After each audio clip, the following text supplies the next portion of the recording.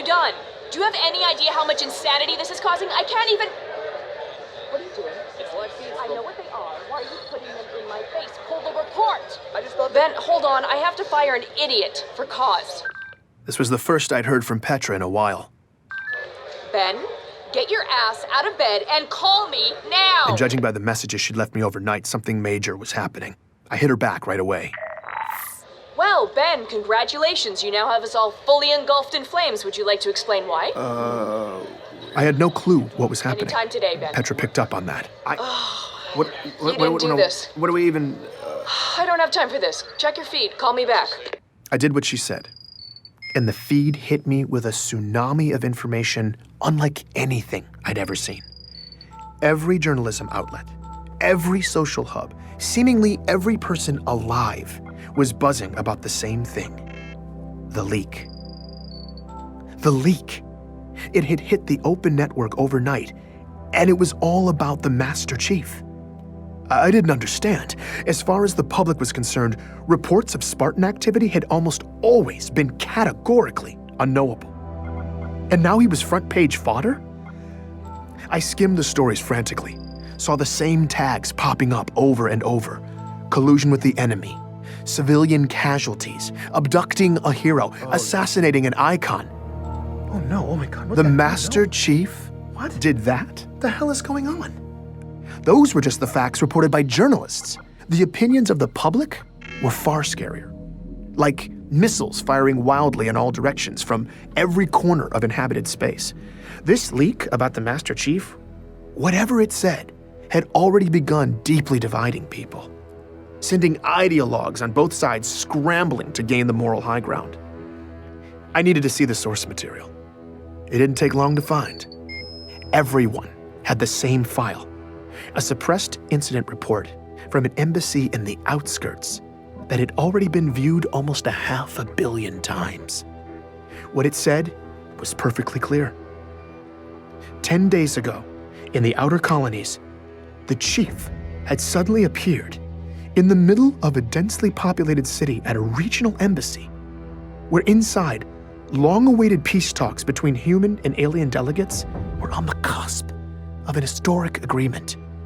The chief stormed in and instantly killed the bodyguard of Outer Colonies Ambassador Richard Sakibo, starting a firefight that would claim 19 human lives. He abducted the ambassador and blasted an escape path through security personnel, mowing them down with extreme prejudice as he escorted the alien delegation to safety. Once aboard his waiting evac ship, they fled the planet, leaving years of diplomatic work in ruins. The next day, local officials picked up a signal beacon that led them to a nearby field. There, they found the architect of the talks, revered peace activist Richard Sakibo, last seen in the chief's custody, lying dead in the grass. I'm Benjamin Giroux, and this is Hunt the Truth.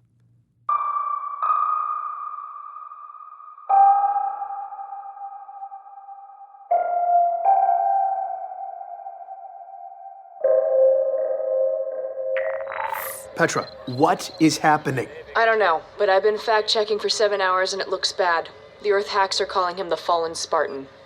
Bastards. Wait, you think this might actually be I true? need it now. You got it. Just tell me now, was this Pharaoh? Did you do this? No, I don't. No, I told her I didn't know, which was technically true, but it was a cop-out. Of course it was Pharaoh. But why? It didn't make sense. Why smear the chief like this?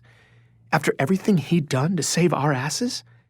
After everything ONI had done to him? Over the years, he'd faced unimaginable catastrophes. We had no idea how many lives had hung in the balance.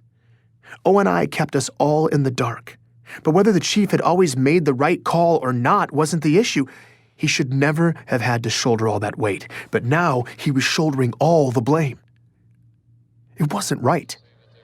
As Petra relayed what some of the talking heads were saying about Chief on Earth, I started getting downright pissed. Then, she was gone. Waypoint was gone. My comm pad. Everything. Your gone. quadrant is experiencing unusually high volume. On-site diagnostics are required. Would you like me to schedule an appointment? Yes!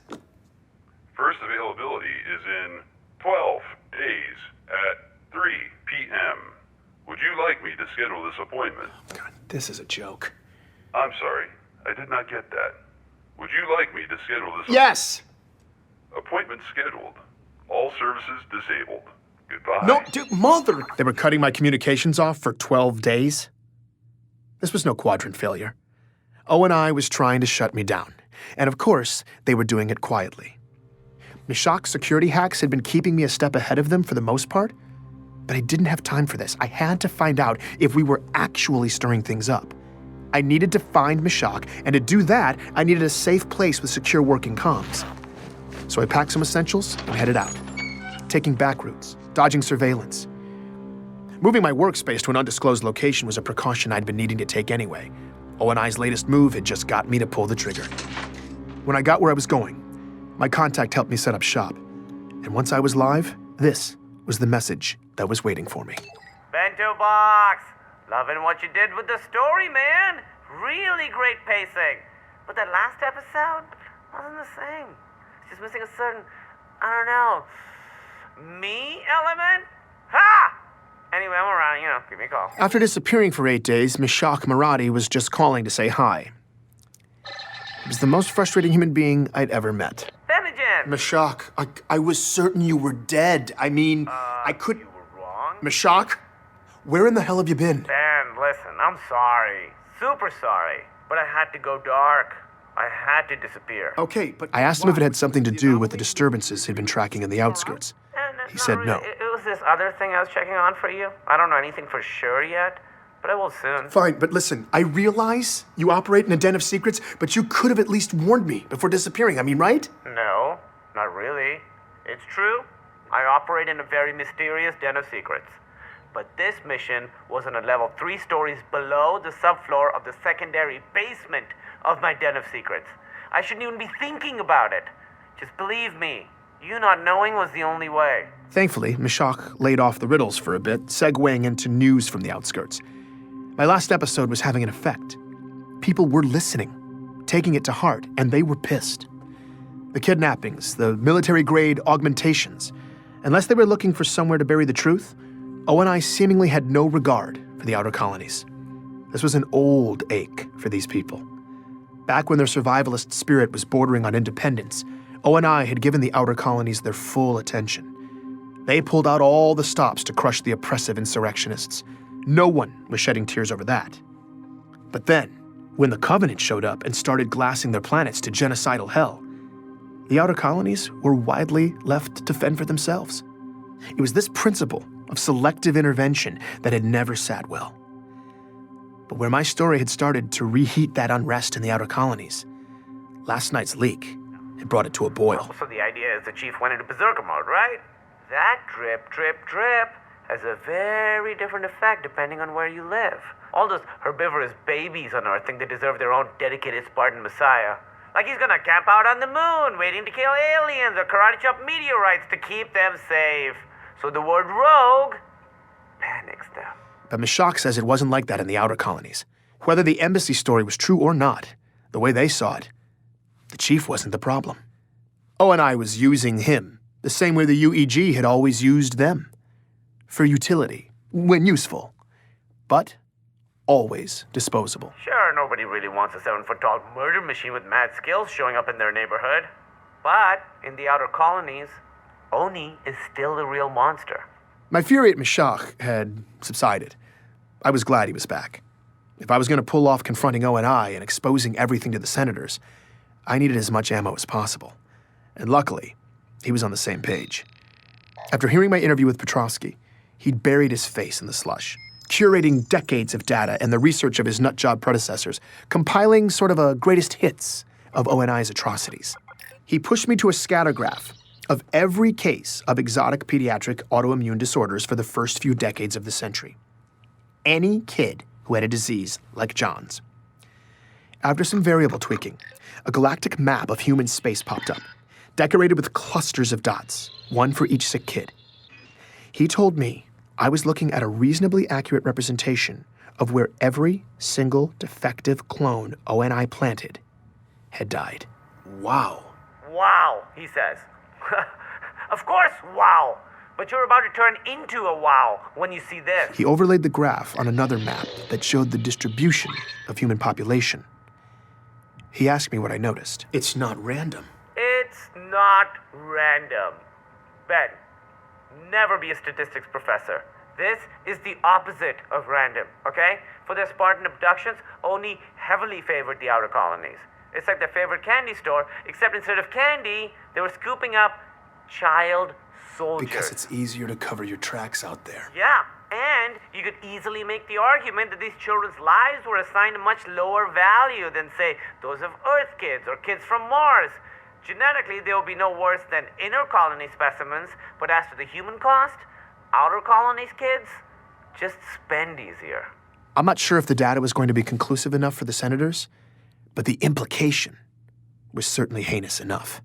The whole point of abducting kids in the first place was to create super soldiers for crushing the insurrection. That was the original mandate of the Spartan program. But in their secret child poaching, O&I had favored the very same parts of the outer colonies they were targeting for that military campaign. So years later, when the Spartans landed their bloody anti-insurrectionist campaign in the outer colonies, many of those Spartans were simply the harvested children of those communities coming home. But these native sons weren't fighting for their homeland. They weren't there to protect their families. They were carrying out the political agenda of O&I, serving the very government that had violated their families and torn them from their childhoods. As far as the not-in-my-backyard philosophy goes, this was double-dipping by O&I, enough to incite pure rage. But Meshach had been working on something else, too. I've been tracking old police scanner data, putting it together for your big whistleblow. Makes a pretty gnarly case. Okay. Did you ever wonder what would happen if one of Oni's doomed-to-die clones didn't die? I hadn't considered that possibility, but it was chilling. What happened to them? It's not what happened to them. It's what happened to the people they'd been made to replace. 2 soldiers ran into a perfect copy of themselves. Think about it. You're secretly plucked from your childhood bed, thrown into a totally different life. And now, years later, you meet a mirror image of yourself. Someone who got to keep living your life. I mean, they'd probably seem to be more you than you. 2 records I found, 2 soldiers, both suicides. A story like that would be hard to listen to, but That's horrible. it would also be hard to ignore. Just try to get me that. I just hoped Pharaoh would know how to reach me. Don't worry, she'll find you. Probably soon, but who knows. Her mysterious den of secrets is like under the planetary crust. Just keep me posted. Whenever you guys penetrate the dragon's lair and explore your truth serum, I'll be standing by to track the ripples. Thanks, Meshach. I was having trouble falling asleep in my new workspace the next time I heard a voice calling me in the dark. This time, though, Pharaoh sounded human. Are you enjoying the show? No, actually, I'm not. After everything O&I's done, people are calling for the chief's The head. infection goes to the core, Ben. When you cut all the way in to extract it, you can't always control what sprays out. But you're the one spraying it. You chose to smear the chief. I'm not smearing anyone. Everything I leaked was real and But we don't know the whole story, and the implications of this story The are the... only implication is that an aging Spartan may be going off the rails. And sadly, it may be true. Your story set the table for that. When you break children to make warriors, you take a risk of burying psychological damage deep in your soldiers. And for critical decision makers, that's a liability. I don't know what motivated the chief to shoot up that embassy, and I don't know what he's doing now. But he is off leash. He is proving the liability. All I did was expose it by peeling back the very layers of Oni secrecy under which that liability was born and allowed to fester. I didn't know what to say. This felt all wrong to me. Ben, the chief is the savior of humanity. I know that. The true patriots know it too. This is the painful part. Right now, the chief is being chopped down. But he will be vindicated. This is how we puncture to the core. By sacrificing the chief in the short term, we've opened a deep hole, and when the bleeding slows, It's Oni's exposed nerve that will get all the cold scrutiny. It's just hard hearing what they say about him, and people are going nuts. I mean, a lot of the inner colonists are actually denouncing him. They're terrified. And the anger in the outer colony seems to be turning ugly fast. The You see blood that, of right? their hero is spraying in their face. This is exactly what we need. This is the chaos I said would happen. I guess I just didn't think it was gonna be like this. Chaos has a high price, Ben. But the pieces are moving. Our opportunity has arrived. Pharaoh told me that as of this morning, the meeting had been scheduled. Personnel were already en route to Earth. And in a few days' time, ONI brass would be testifying in front of high-ranking UEG senators in closed sessions. Pharaoh was going to hack in and get me a direct, unbroken feed so that I could lay out ONI's ugly secrets to a handful of the most senior lawmakers in the land. I had to prepare fast. I was anxious there wasn't enough time to make Meshach's data convincing enough, but Pharaoh gave me an idea that could amp up the persuasion. She listened in as I made the call. Anthony? Hey, man, how you doing? I just laid it right out there. Do you want to help bring down ONI? He didn't respond. I started to get nervous, but then he spoke up. You bet your ass I do. What do you need from me? Petrosky was in. I gave him marching orders and hung up. I'm so happy to hear Pharaoh that. seemed pleased. Things seemed to be falling into place. So that's your real voice? For the most part. Just off enough to be untraceable. So why'd you switch it up? What happened to the scary voice? Well, we're about to go somewhere scary. I wanted you to feel like you knew who would be fighting at your side. I appreciate that. I couldn't believe we were really going to do this, but I was lit up and ready to go. Ben, I wanted to give you a heads up. There's still one more leak coming. What do you mean? It's the icing on the cake. Just to keep the pieces in motion. Okay, what is it? When is it hitting? It just did. I pulled up my public feed. It took a moment.